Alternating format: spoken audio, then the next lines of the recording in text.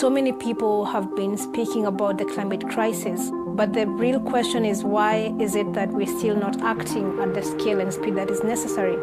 For 150 years, we built up a world based on the assumption that we can exploit the planet for free, and it translates to very dramatic impacts happening right as we speak.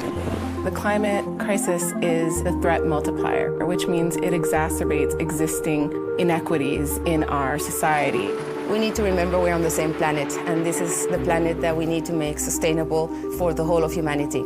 Making much faster progress toward all 17 Sustainable Development Goals is the best pathway to a just future for all, and public-private partnerships will be absolutely crucial to this transition. We know that this transition will require a fast adoption of a lot of new technologies, and the question today is how to find the appropriate way to finance this technology. Younger generations are demanding a sense of purpose. They want to look at companies and say, I am investing with you all for this reason. The solutions are there. What we need is governments to regulate, to invest, and we need business to act with values. History will look at us, people, politicians, corporate leaders. These times requires not only solutions, but speed. There is nowhere else to look than the mirror. We are the ones that need to do this.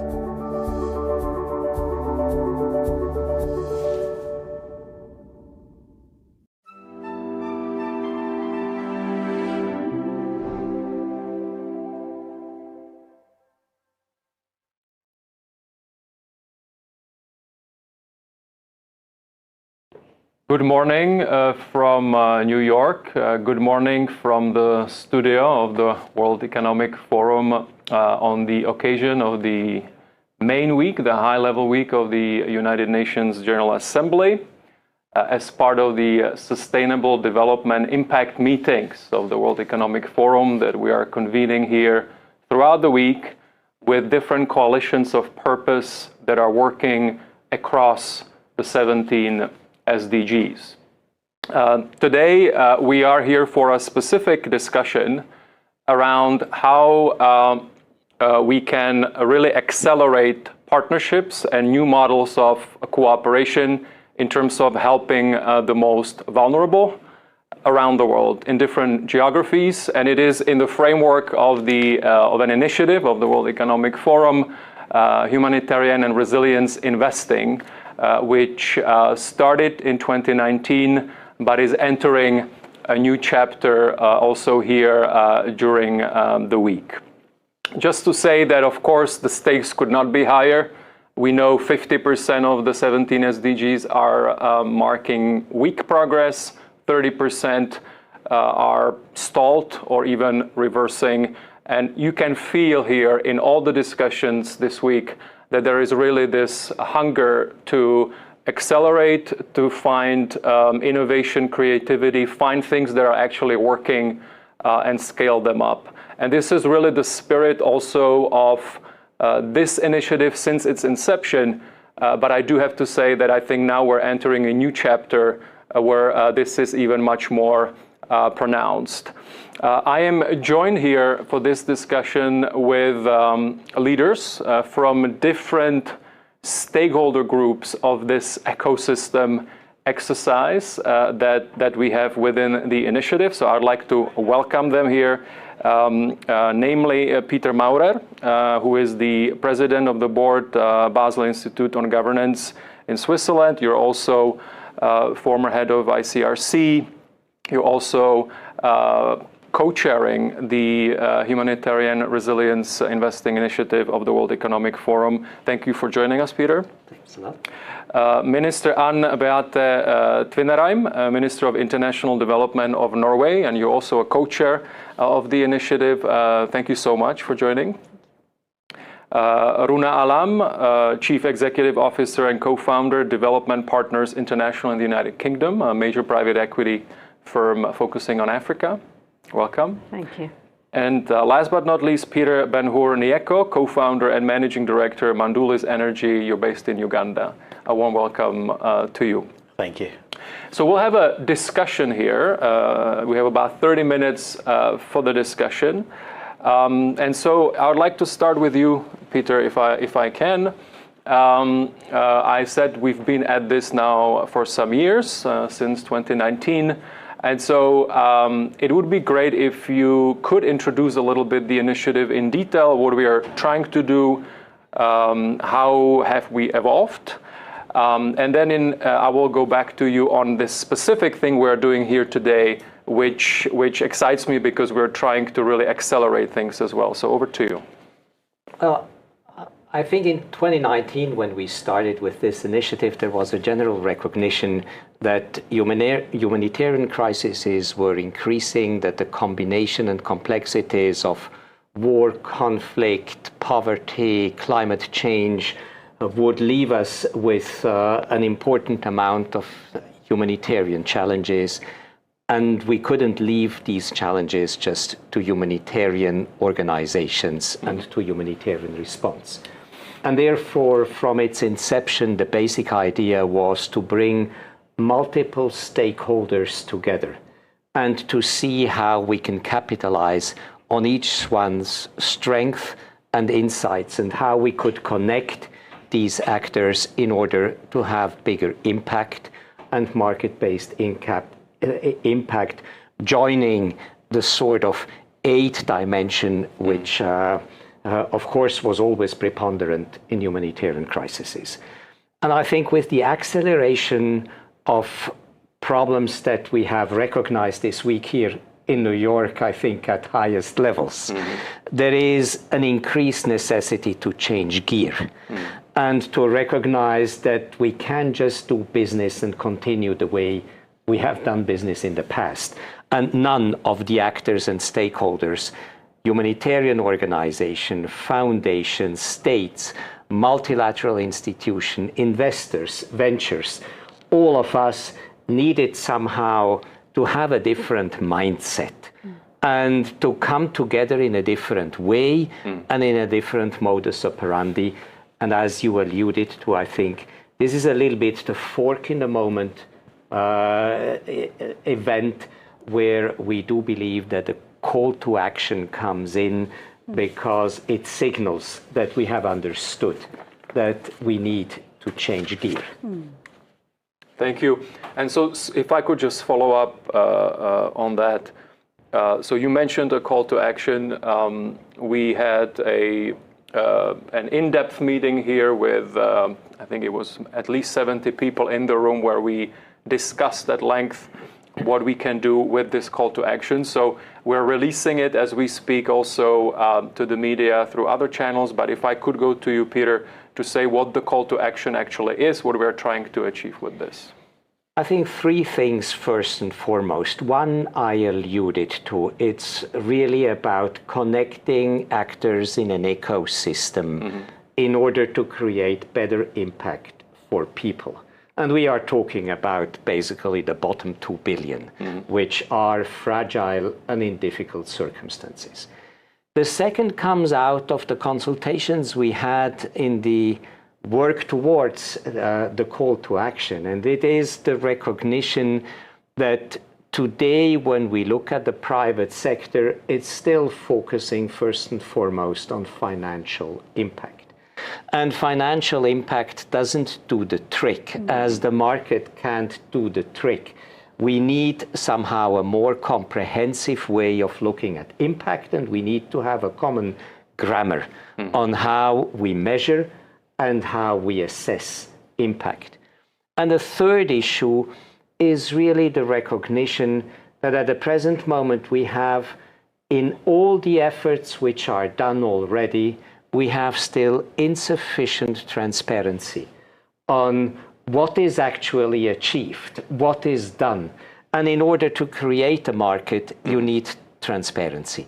And I think that's sort of summarizing almost 2.5 years of work, of consultations, of recognizing from the different stakeholders that we needed still to do the plumbing, the hard work to come to a common framework, a common language, a common understanding on how we deliver impact for people in order to change the dynamics in which we are today. Thank you so much, Peter, to really lay this out so clearly. And just to announce that the call to action aims to mobilize $10 billion in commercial and catalytic capital to enable 1,000 local and international businesses to scale in frontier markets by 2030. And as you said, actually, it is, of course, the beginning of the road. It's not the end of the road, but it is a way to be very concrete about what we can do across all these sectors, across all these stakeholders, to move the needle and maybe even reach a tipping point where then more scale can be achieved. Madam Minister, if I could go to you next. Norway is such an important country overall when it comes to humanitarian assistance, when it comes to development aid. So we've done a little bit of mapping with Peter of the initiative. And so also in this spirit of mapping, I would just, if you could, just at the beginning, maybe mention what are the key pillars of the work of Norway in this space overall, but then why are you part of this specific initiative, and why do you think it's so important to have these partnerships and innovate to create more resilience in these fragile communities? You know, the world is not on track to reach the SDGs, and we need to think out of the box. As Minister of International Development, I cannot. We have to stop doing business as usual. The big buzz in the development community now is how to bring private capital on board for the big challenges, and that is extremely important. And there are many innovative mechanisms of de-risking, guarantee schemes, etc., to get private capital on board. But now we are talking about the frontier markets. You know, the humanitarian settings, the really tricky, challenging environments. But if we are serious about leaving no one behind, we need to think out of the box in these environments as well. And here, obviously, ODA, official development assistance, will still play a major role, but we need private initiative and private thinking into these settings, because you have private companies have a different mindset, like you said, Peter, the technologies, the know-hows. And let me mention one other big challenge that we are really dealing with, and which is we were trying to wrap our minds around in our work, and that is the protracted crisis. We know that humanitarian crises are lasting for longer and longer, and we have to think resilience and how to build sort of market-based solutions from day one when we invest in these settings. You know, whenever I put money on the table for humanitarian investments, I'm investing in a frontier market, but I need private business on board to do that in the right way, so that it becomes resilient and that we start thinking long-term rebuilding from day one. I think that link also, I think we've since we've been in touch with Peter quite a lot on this, this link between the humanitarian field and the development field, I think it's crucial if we were to achieve true resilience in these communities. Could I ask, I hear actually this week I had a conversation with an unnamed development finance entity. And so we had a discussion about how do we, for example, de-risk investments in these communities. And obviously there is a role for countries like yours. There is a role for multinational actors. But I think that person told me about the core of it is really the national governments and the national institutions that they have in place to actually do this kind of work. Because I'm sure you're partnering with these governments in your work, do you see new approaches emerging and things we should know about in that sense? I feel that there's a lot of traction from governments and from private sector, but we need to talk to each other and sort of unlock the potential there. And what we do from the Norwegian side, and we have been doing for some years, is that we, through one of our directorates, Innovation Norway, are working with the humanitarian sector and the business segment to create sort of a common ground for how we can do this. And you know, as minister, I have tools in my toolbox for de-risking, for setting the scene so that it can be easier for private businesses to come on board in these markets. But sometimes we make it a little bit too difficult for each other. So my appeal is, you know, let's work together. Don't be shy. You know, what do you need from public sector, from governments to make it easier for you to take that risk and go into these markets? And we are seeing results on the ground, but there is a huge potential out there. And could you mention maybe some examples in some markets that you are, let's say, very proud of in terms of some innovations that Norway has been able to put in place? Well, we have one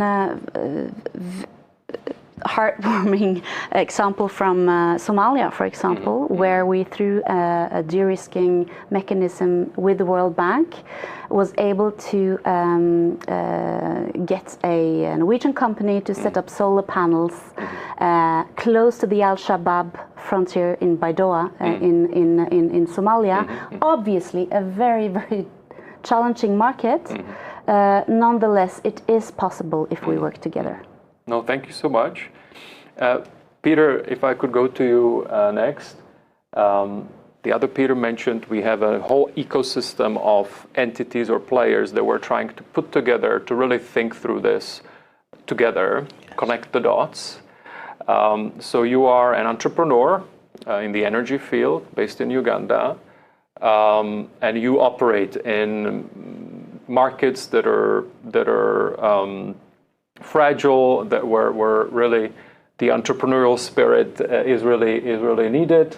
And I was sitting next to you in the other discussion that we had, and you sounded very upbeat, and you said that you see so many opportunities there in your work, in the environment that you work. So I would love if you could just share a little bit about your company and yourself, and then maybe the things that make you so upbeat and opportunity-driven in your work.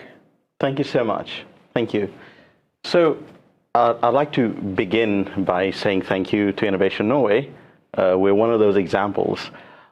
We co-invested alongside Innovation Norway in a project. The other party on the non-profit side was actually UN FAO. And during the pandemic, we were able to de-risk our deployment of our technology and our solutions to deliver clean cooking solutions to over 7,500 households in refugee communities in Uganda. So it is working. Myself personally, I'm from Uganda, born inUganda. I was a refugee for 20 years. I've lived in the camp environment, but I've also kind of gone through and become an aerospace engineer on the other side. And then now back in Uganda working with Mandulus Energy, trying to figure out how to turn anything that's wasted opportunity, wasted products, wasted ideas into what is more valuable. And so it comes down to an approach really. And what makes us so excited is, if you look at a conflict area or a challenging area like a refugee ecosystem, there's always waste. People eat, and when they are cooked, there's a waste from the cooking. When they grow crops, there's a waste from the crops. But the point is, what we see as waste can be converted into what's useful, not just for that community, but also for the greater marketplace. Electricity is one thing that can be generated from the residues of rural farmers, but can be supplied to, large industries. Cooking waste from the kind of stove we work together on can produce a biochar that can be used as a fertilizer or a coal replacement for cement plants. So you find that suddenly you have non-traditional players working together. You know, you've got a refugee household that's now supplying, you know, Fortune 500 company indirectly through their waste becoming an input. You go into the hydrogen sector, for example, and you find out you can produce green hydrogen from agricultural waste. So suddenly, someone in a settlement or in a camp setting can have the dignity of knowing I am part of this leapfrog, you know, just by simply cooking a meal 3 times a day for my kids. So that's what makes me so positive, because I see that it has been done. There's willingness to continue doing the right thing. And what we see as the dearth of the scorching earth, you know, in some of these areas, even from those ashes, you know, the little embers of inspiration. And from that, we're able to light fires of hope and move brightly forward. Thank you so much. And really congratulations on the work that you're doing. It's really impressive. Can I, because we're of course trying to scale this, we're trying to learn from each other, and part of that is also frank exchange of opinions. And so I think if we were to have systemic change and this step change, we would need to have everyone kind of stepping up. So are there things that are not working or things that could be done? Are there things you would ask either of the stakeholders that are here in the room? But we don't have everyone here. We don't have some of the DFIs, some other you know, the foundations are not here, etc. So it's a full ecosystem of players. And so if we were to have this frank exchange, what would be the things we should work on so that efforts of yourself or others could be scaled? Thank you. I would say the first thing to work on is, you know, paradigm shift, you know, and paradigm shift from looking at the base of the pyramid as an opportunity to lift up the plateau. That's the first thing, you know. And when the plateau is lifted up, everyone wins. And then secondly, to look at the people at the base of the pyramid as an opportunity to realize some partnerships, some synergies, some ideas, mapping out a refugee community and figuring out where are the ideas there, you know, where is the talent, you know, and where are the opportunities to strengthen the interventions being planned for that. Then we look at the systems we may have and systems that maybe were designed for a very difficult ecosystem. But as we have a lot more hope and a lot more, you know, willingness to move forward, could some of these systems be made more able to work alongside different partnerships so that the private sector can work in tandem with the public sector, in tandem with the humanitarian sector? So it's just, I'm praying for a paradigm shift, really, and I'm praying for innovation first, and I'm praying for, you know, a belief that it is possible, and that, you know, positivity can realize results. Yes. Thank you. Because in our work, we also have a work stream on organizational readiness. And there we focus a lot on how do we equip the different organizations in the ecosystem to maybe just first talk to each other better and have the skills that are complementary so that they can work together better. Again, in the markets that you work, do you see enough of at least dialogue or cooperation among the different players between also, I don't want to create a dichotomy between the humanitarian development, but among the actors or I see a lot of work which is going on, and I applaud that. And there's incredible work that has been done, especially if you look at, you know, linking up smaller initiatives to more global opportunities. The opportunity I see is opportunities to look for opportunities to do things the other way as well, to look at smaller solutions that might support the more global ecosystem, to make it a more interesting, multifaceted movement of ideas, movement of ways forward, movement of potentials to have success. Rethinking the idea of risk, rethinking the idea of opportunity, and rethinking the idea of viability, and and having a more open conversation around that. So I think we've started. I think we've done an amazing job, but I think yes, we can. It's we can't give up. We've all of us together, the whole ecosystem, have been at this for decades and decades. But I'll say one thing. I was in a camp as a refugee in the 80s. I see where things are today. I see the conversation we had earlier. Kids growing up today in these camps will have even better situations than I've had in life. So I see hope. And all I need to say is we should not fear anything. We should not fear thinking massively big. We did put humans on the moon, so we can definitely think beyond the horizon. Thank you so much. Runa, if I could go to you. I was surfing your website earlier this morning. So it's an impressive company you've built. Great track record of investing in companies in Africa. So I think you're really well positioned to help us understand kind of how do we get more capital in, let's say, in this case, it would be in Africa. There is, of course, this other thing which we also discussed, this perceived risk. Someone said that there is a lot of perceived risk around some markets. Either it was, I think, a general comment. And so obviously there is also a lot that maybe can be done as part of these efforts now around how development institutions, either multilateral ones or regional ones or national ones, are actually helping with the rating of certain markets, etc. But since you've been at it for a while, are you actually seeing a step change in interest of both catalytic and commercial capital? And let's say in this case it would be the markets of Africa? I have to say I'm seeing some changes, but not a catalytic shift. So let's talk about the perceived risk. There is, as soon as you start getting away from Africa, there's a perception of tremendous amount of risk.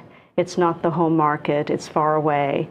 There aren't enough stories being told about successes. But the reality is that there's a tremendous opportunity to invest in these fragile regions, Africa and others also. For Africa itself, just a few thoughts. By 2050, 1 out of every 4 humans in the world, and some say 1 out of every 3, will be African. By the same time, 10 out of the 25 largest cities in the world will be in Africa. We know that as people are created, as they move to urban areas, there's a consumer class. So Peter talked about the shift in paradigms. So to get around the perception, you have to think about a shift of paradigm, of thinking about some of these vulnerable populations, but also some of the wealthier populations in these regions, not as people that just need help, but as consumers. And what's interesting in Africa, but all over the world, is that there's digitization. So with digitization, it actually becomes easier for companies to reach the lower income peoples with goods and services that they absolutely buy and they pay for. So it's less expensive, so more efficient. And so actually that paradigm shift can help companies increase revenues and also efficiency to increase the cash flow of the companies. This is 100% in what companies think about, what private sector companies think about. So a great opportunity to invest. And with investment comes once we get companies to invest, they understand the market. And the markets can be different, but actually equal opportunity. Once they understand the market and their success, there's no going back. So definitely a perception of risk, but also great opportunities in these markets. Thank you. I've always been very interested in how capital reaches the micro entrepreneurs. I'm a little more familiar, let's say, with the Middle East. I spent a lot of time working there. I'm quite familiar for example, with some of the refugee populations in Jordan. And so there is a lot of micro enterprise, a lot of micro entrepreneurship. I think it's public that, for example, the African Development Bank, they have now special lending vehicles. I don't know what the term they are using, but it's lending vehicles to really lend to younger people that are micro entrepreneurs. But is it enough? How do we, if let's say there are bigger investment entities that would want to consider then entering these markets, and they really want to then have and drive step change in among, let's say, refugee populations, and they know that most of it is really at the micro level. Do we have mechanisms to do that? I don't know if, for example, within your firm, you are actually reaching also these entrepreneurs at the micro level. Yeah. So there's really two ways of doing that. There's many ways, but two main ways. One is that in Africa, our venture capital industry has grown quite a bit. That comes from a history of undersea cables being laid, the regions where they first reached Africa, whether it's Nairobi or Lagos or other parts of Africa. There is an ecosystem that's been built up of technical people, of engineers, and of entrepreneurs. And many, and these are young people, many of those areas are really spawning founders and companies, and there's an organized way of funding them. We're starting to do that ourselves. So this is classic venture capital, but of course adapted to Africa. And so funds putting in money, helping the founders with hands-on help also, and then growing them over time. We also have unicorns already in Africa, which demonstrates that others should be coming in. And in fact, in Africa, we have people, investors from the Silicon Valley and other places who have come in the last 5 years to invest. One of our own companies, M&T Haaland, went from a few years to handwriting loans to a unicorn. So that demonstration effect is making that ecosystem work. Then you have the other part, which is not maybe digitized or tech companies, but still micro entrepreneurs. And there, I think, what we've been talking about in the last session and here is very important. We have to build an ecosystem. There's a role for everyone to play, for governments to essentially provide the ability of either first loss capital or even funding into funds that actually invest in them, or even loans, the debt part, for NGOs and also other people like that to go from classic development work, but also into investing, to creating small funds, with many of the classic humanitarian organizations are actually doing. And we who are in the industry are helping them by sitting on boards and doing various things. So transitioning them to think about a market-based system, and they are very well placed to invest in these areas because they are local. And they're working with micro entrepreneurs, whether they're in refugee camps or they are in vulnerable communities, and really giving both the capital and the know-how for that to develop.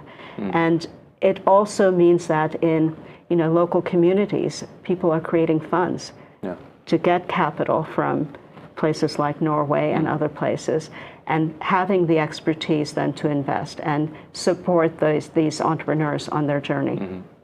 Maybe just one last thing to follow up, Irma, is so there is now a great momentum around climate finance for developing nations. And I'm a lay person, so I will ask a very simple question. How do we make sure that this is such a critical situation now with of course, there is pressures on fiscal situations of countries, etc. So that also plays a role. So there is obviously a very complex situation globally, and then we have this big focus on climate finance, which is really, really important. And now with our call here, how do we find maybe convergence or synergies? How do you see that? So again, two parts, which is first, I think those of us who invest have to think about climate change, and we have to incorporate it in everything we do. At DPI, we've done that for several years now. We have several impact buckets, one of which is climate change. So we're not a renewable fund, but we can contribute in our own way. And how do we do that? We, at the sourcing of companies and during due diligence, we develop a plan how to reduce the footprint, the carbon footprint of our company, and we invest in some of the largest companies in Africa, so it does have some impact, as well as how do we start their journey of using renewables within their companies. We do an action plan, and then over the holding period of our investment, we make sure we do exactly that, using the greenhouse gas scopes 1, 2, 3, as well as guidance from several DFIs. So doing that, we essentially put in the DNA of a company, even after we exit, that they keep going on this journey. And that is very, very important to do, important to measure, important to report, important to become essentially a entity that others look to. So if we do it, maybe others will do it. The other part is not to ignore that these parts of the world actually need capital for straight up climate change funds and climate change companies. There is now the ecosystem there with experienced fund managers, but also entrepreneurs who work in clean tech, who have ideas, and who are setting up companies in the circular economy or consumer-facing solar companies. So it's all there. We need to get more capital in there. And again, the best thing we in the private sector can do is work in these areas with this lens, but give returns. Without that, you don't attract other private capital. So we have the dual purpose of, yes, we have to look at these areas, we have to invest in these areas, and we have to figure out ways that it gives returns. That brings in more capital, and it's real sustainability. If our companies are successful and outlast us by 20, 30 years, it creates that real impact, sustainable impact. Thank you so much. We're about 5 to 10 minutes left. Peter, if I could go back to you, I think we also have like a specific example that we discuss around northern Kenya. Maybe you could mention that, and then what would be kind of the next steps for us also in the initiative, if you could share? Well, listening carefully to what my colleagues just said, I think we have still to shape deals which work at larger scale. And Runa, you just mentioned, we have impact and return, and we need to combine impact and return on many of those issues, because that's the only sustainable way in which we can grow the cake, if we have both together. We all know that there are still insufficient governments which would de-risk and guarantee for investments. And then speaking about northern Kenya, we have just heard that there is still a lot of political work to do to set the legal infrastructure in place so that market-based solutions can grow. If you want to make refugees work and have income and have a self-sustaining and dignified life, you need to change the framework under which you operate. You can't camp and incarcerate refugee populations. You have to liberate those energies and give them the possibility to work. And so that's, as we all know, politically complicated, but in the long term immensely important. And I think what we never should forget, and I think it's impressive when we look at just one example, which for me stands with all the experiences I have made at ICRC in visiting fragile contexts. None of these populations want to be dependent on aid. None want to be decapacitated from participating in the market. They are by nature much more entrepreneurial than many are in the Northern Hemisphere, where we earn our money often through bureaucratic lives in institutions. And I think we have to recognize that what has changed is the reality in the global South. And that's what forces us, very frankly, to change our whole concept on how we deal with some of the important challenges we have. There is local business, there is local investment, but insufficiently supported by also outside actors. And here we can do more. Thank you, Peter, and also thank you for your leadership of the initiative. Madam Minister, if I could go to you for your kind of final reflection, because we have the call to action, so we said we would also kind of look to see how each of us could actually implement it. So I don't know if there are ways and plans that you have that you could share. And then if you don't mind me asking, we talked a lot about convergence among different ecosystem players, etc. But then, of course, we also see globally a lot of fragmentation. So if you just look at development overall, if we just take development, we do see, of course, that we have different powers, if you will, not coordinating, to say the least, in terms of how things are done, and it could have other than, of course, effects in terms of multilateral institutions and how effective they are. So I would open it up to you for any final reflections. But I am curious, you as the Minister of International Development of a major country, how do you see this overall polarization of the world affecting the ability of well-intentioned entities to actually help figure this out?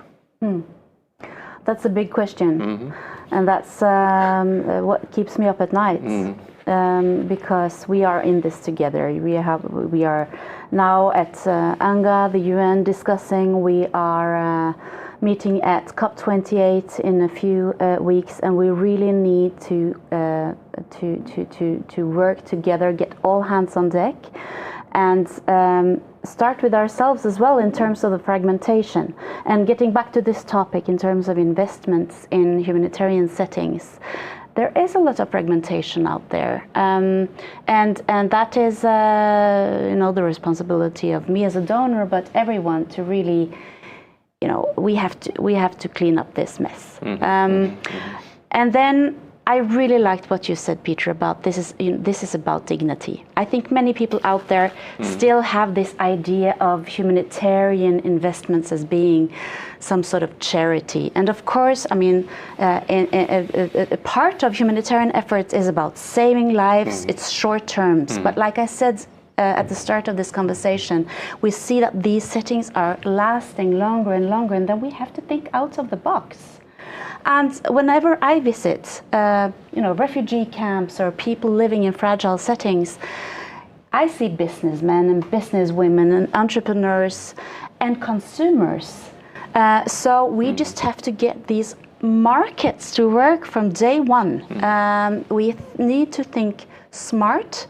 And like I said, ODA and public money will still play an essential role. But there are so many synergies out there if we are able to work together.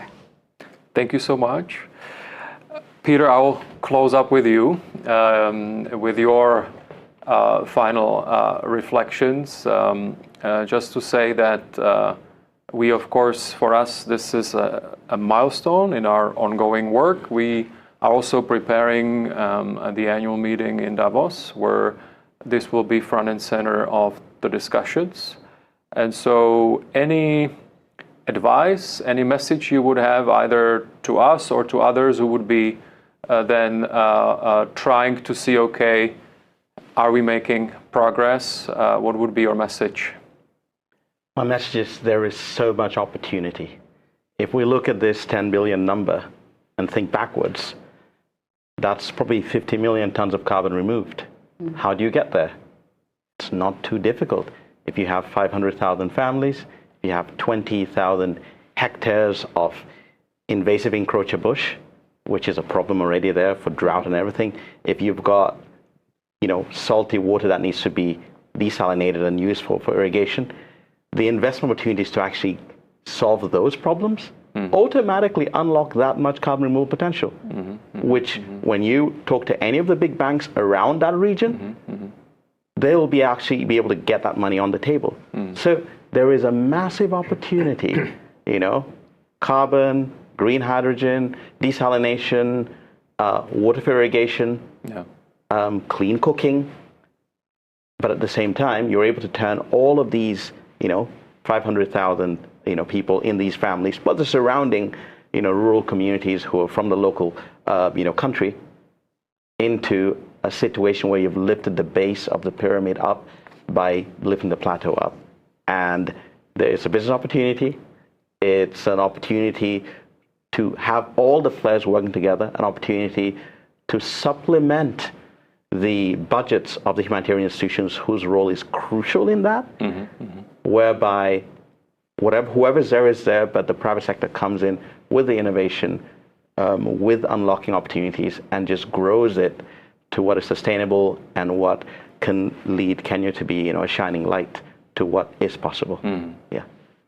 Thank you so much to you. Thank you to all of you for the very important discussion here in the studio, but also then for participating in the longer, deeper, even deeper discussion that we had earlier.